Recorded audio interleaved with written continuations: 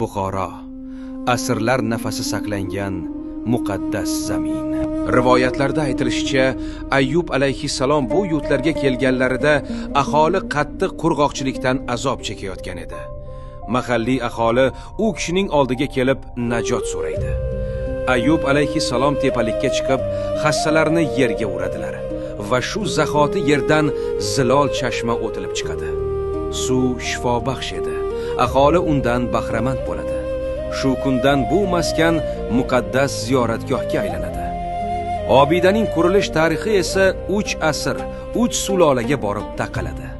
Dastlab bu yerda ko'rimsizgina maqbara va quduq ustida oddiy ayvonsimon qurilma bo'lgan. 12-asrda Qoraxoniylar hukmdori Arslonxon farmoni bilan qabr ustida mahobatli maqbara bunyod etiladi. Quduq usti esa ayvon bilan yopiladi. 14-asrda sohibqiron Amir Temur xorazmlik ustalar bilan Shahrisabzga ketayotib, Chashma Ayyubni ziyorat qiladi va quduq suvidan bahramand bo'ladi.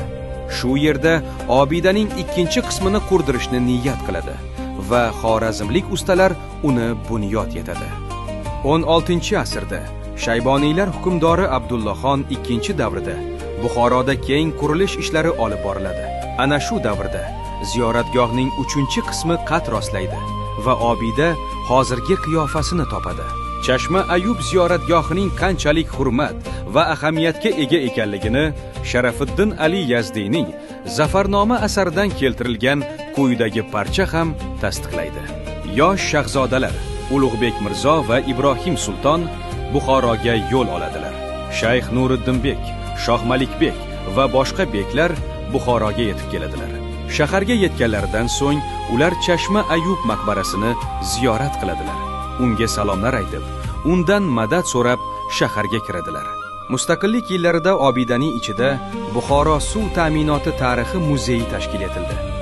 Bugun bu yerga kelgan yurtdoshlarimiz va xorijlik mehmonlar nafaqat muqaddas joyni ziyorat qiladi, balki Buxoro vohasining suv tarixi bilan ham tanishadi. Ushbu muzeyning tarbiyaviy ahamiyati katta. U yosh avlodni barkamol inson qilib tarbiyalashga xizmat qiladi. Bu yerga kelgan har bir inson suvning naqadar qimmatli ne'mat ekanligini anglaydi.